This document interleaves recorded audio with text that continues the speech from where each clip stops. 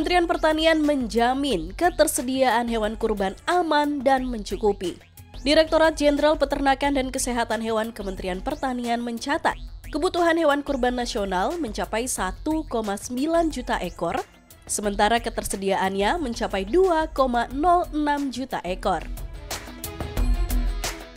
Sekretaris Direktorat Jenderal Peternakan dan Kesehatan Hewan Kementerian Pertanian, Makmun, mengatakan, jumlah kebutuhan hewan kurban naik rata-rata 3 hingga 5% setiap tahun. Pada 2023 lalu, realisasi kebutuhan hewan kurban mencapai 1,87 juta ekor. Tahun ini kebutuhan hewan kurban diperkirakan naik 5,3% menjadi 1,97 juta ekor. Meski ada kenaikan, Makmun meminta masyarakat untuk tidak khawatir mengingat ketersediaan hewan kurban tahun ini lebih dari cukup.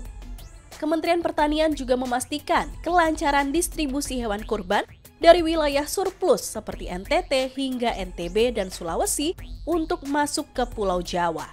Proses distribusi ini dilakukan bersama Kementerian Perhubungan, baik melalui jalur darat maupun laut. Makmun mengapresiasi langkah Direktorat Perhubungan Laut yang telah menambah frekuensi penyeberangan kapal untuk kebutuhan distribusi hewan melalui program tol laut. Ada surplus 88.000 ekor. Bagi para pekurban tidak usah khawatir dengan ketersediaan ini.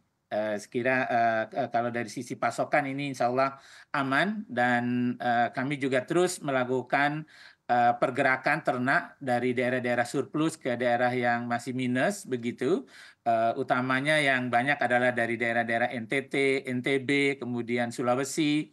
Itu ada yang masuk ke Jawa, dan ini juga berkat koordinasi yang baik antara kami juga dengan Kementerian Perhubungan, terutama di Direktorat Lalu Lintas Laut yang melakukan rekayasa dengan penambahan frekuensi perjalanan kapal laut atau yang disebut atau biasa dikenal tol laut untuk memfasilitasi percepatan distribusi hewan-hewan kurban dari daerah surplus ini. Khusus untuk wilayah DKI Jakarta, Perumda Dharma Jaya sebagai badan usaha milik daerah DKI Jakarta, bidang ketahanan pangan, memastikan keamanan stok hewan kurban hingga kesiapan rumah potong hewan untuk memenuhi kebutuhan di Hari Raya Idul Adha.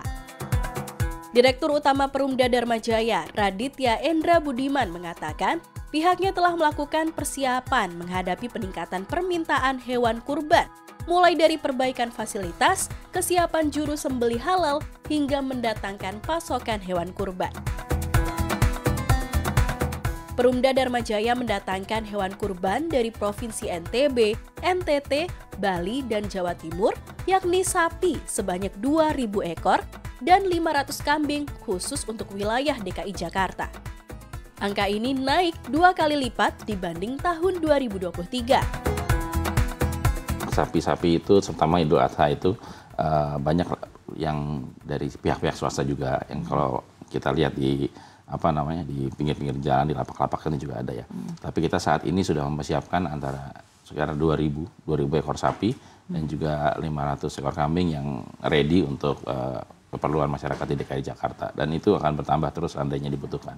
Untuk tahun ini mengingat bahwa kondisi sekarang sudah semakin stabil dan masyarakat juga sudah semakin siap, gitu, kita prediksinya ini akan meningkat.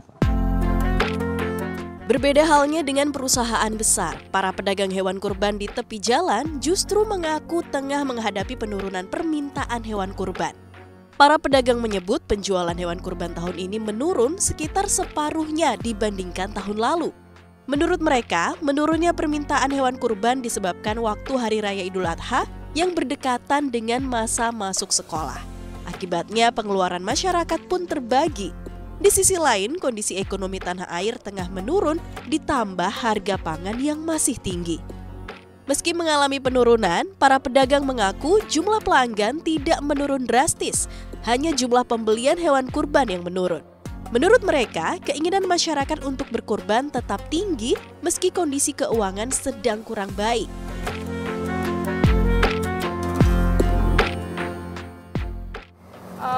Kebanyakan sih karena mungkin beberapa ada yang berbarengan sama kenaikan kelas masuk sekolah gitu. Jadi mungkin agak terbagi ya gitu. Terus juga perekonomiannya akhir-akhir ini mungkin agak menurun ya dari sebelumnya. Jadi ya agak berdampak juga ke pembeli.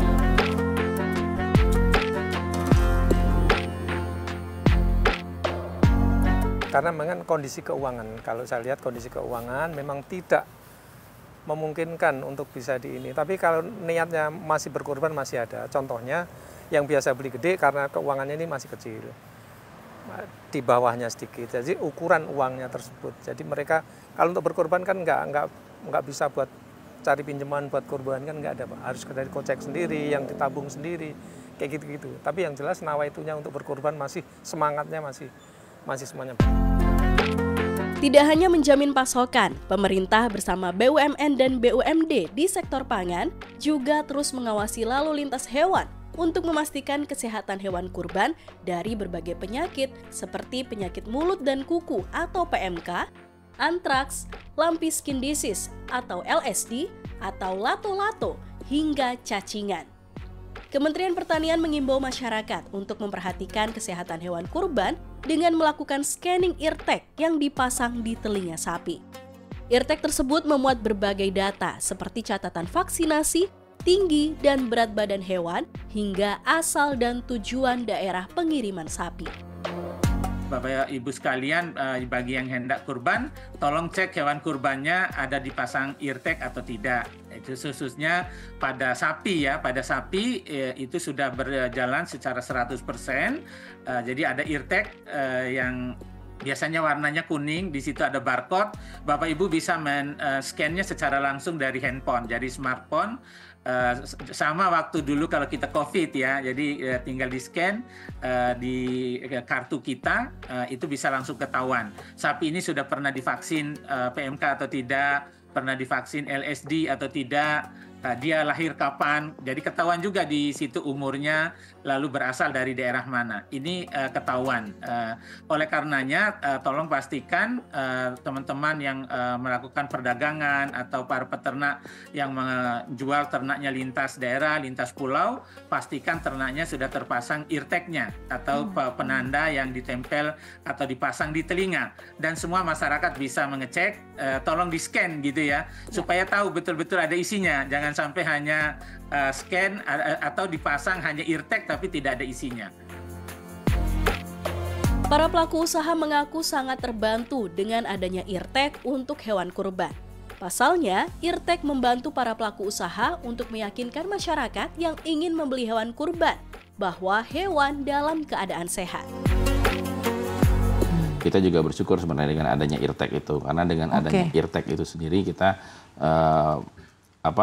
bisa melihat bukan sejarah ya, riwayat sapi itu berasal dari mana, vaksin apa saja yang sudah diberikan. Jadi ear tag itu bisa menandakan sudah vaksin apa saja yang sudah diterima oleh si sapi ini, dan juga untuk customer jadi lebih yakin. Ya sebenarnya ear tag itu memang baru diperkenalkan ya, artinya mungkin itu baru digunakan juga saya kurang tahu kalau misalnya di lapak-lapak, tapi yang pasti di tempat kita sudah menggunakan ear tag. Dan itu berharapnya sih masyarakat bisa menjadi salah satu acuan untuk dapat memilih nanti sapi kurban, untuk melihat sapi kurban yang baik dan sapi kurban yang sehat. Itu salah satu aja sih, Mbak. Selain dengan melakukan scanning pada ear tag, masyarakat juga bisa melihat langsung ciri-ciri fisik hewan kurban yang sehat. Pada kaki misalnya, masyarakat bisa melihat apakah kaki sapi dalam keadaan tegap atau pincang. Lalu pada mulut, sapi yang sehat tidak berliur secara berlebihan, jumlah giginya pun lengkap. Jurnalis CNBC Indonesia Serliana Salsabila mengunjungi salah satu pusat penjualan hewan kurban di Depok, Jawa Barat untuk melihat langsung bagaimana cara memilih hewan kurban yang sehat. Pemirsa, umat muslim seluruh dunia akan menyambut hari raya yang besar yakni Idul Adha. Dan salah satu untuk merayakannya adalah dengan berkurban, karena ini adalah salah satu bentuk bersedekah. Nah, tidak ada salahnya juga kita memilih hewan kurban ini yang juga sehat dan tentu saja baik dan sesuai syariat yang telah ditetapkan. Namun ada beberapa tips nih cara untuk memilih hewan kurban yang sesuai syariat dan juga sehat, tentunya bagus dan tidak ada cacat sama sekali. Dan saat ini sudah bersama saya Bang Kamil ya. Bang Kamil, ya. Bang Kamil, apa kabar? Halo, baik. Makasih udah diperbolehkan mampir ke farmnya ya. Terima kasih juga. Oke, ini sapinya besar-besar sekali Mas. Ya. Tapi boleh dikasih tahu gak sih Mas Kamil ke pemirsa nih, ada gak sih tips-tipsnya nih cara memilih hewan kurban yang baik dan tentu sesuai syariat Mas Kamil? Oke, ada beberapa poin ya untuk memilih hewan untuk kurban. Kita kasih contoh seperti ini. Jadi hewan ini sempurna dari segi kakinya tidak ada cacat, tidak ada luka, dan di segi kepala juga ada tanduknya, ya kan? Kita bisa contoh. Dan hewan kita di sini sudah mendapatkan SKKH, surat keterangan kesehatan hewan.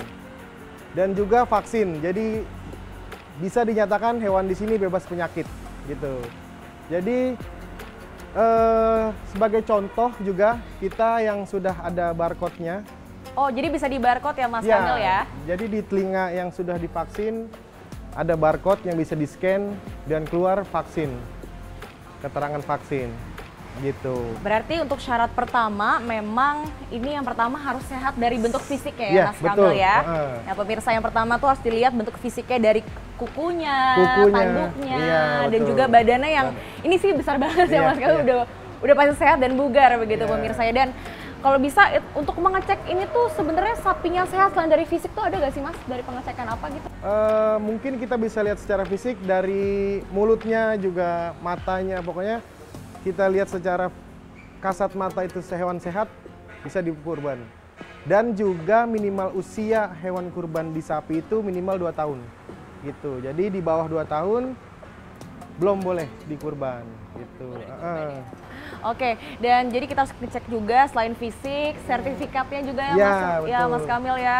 Lalu juga vaksin. Vaksin. Nah, untuk terutama. memastikan ini udah divaksin apa belum tuh dari mana sih? Kita bisa tahu sapi itu divaksin atau belum dari barcode yang ada di telinga sapi. Jadi kita bisa scan barcode di telinga sapi, nanti kita bisa tahu sapi itu sudah divaksin atau belum. Oke, ini ada salah satu contohnya Ya. sapi yang sudah ada eartag barcode-nya. Nah, Ya. barcode ini dikeluarkan oleh Dinas Kesehatan Dinas Hewan kesehatan ya? langsung. Jadi memang untuk Dinas Kesehatan sendiri ini mengecek ya tiap-tiap farm, Iya. tentu saja showroom-showroom kurban yang tentu saja nanti akan diperjualbelikan untuk masa Idul Adha nanti. Betul. Jadi kita bisa cek nih, nanti kita bisa pakai kamera pribadi pemirsa. Iya. Udah ada barcode-nya di situ, nanti bisa kita scan aja. Iya, tinggal scan nanti langsung keluar vaksinnya itu. Gitu. Oke Mas, jadi itulah tips-tipsnya ya Mas ya Ya. untuk memilih hewan kurban yang baik, yang sehat, dan juga tentu saja sesuai syariat. Betul. Terus syaratnya satu lagi, harus jantan ya Mas ya? Harus jantan juga. Jadi bisa betina kalau sudah ada tidak sapi jantan. Oh, oke. Oke, jadi yang pertama kita harus pastikan dulu Iya. sertifikasinya. Yang kedua, pilihlah sapi yang sehat, tidak ada cacat fisik sama sekali. Betul, betul. Yang ketiga, pastikan juga ini sapi sudah divaksin. Dan berumur di atas 2 tahun. Oke, begitu pemirsa. Terima Oke, kasih Mas Kamil. ya, sama-sama. Atas bincang-bincangnya dari Jakarta, saya Liana Salsabila dan juru kamera Fari dan Iqbal, tim liputan CNBC Indonesia.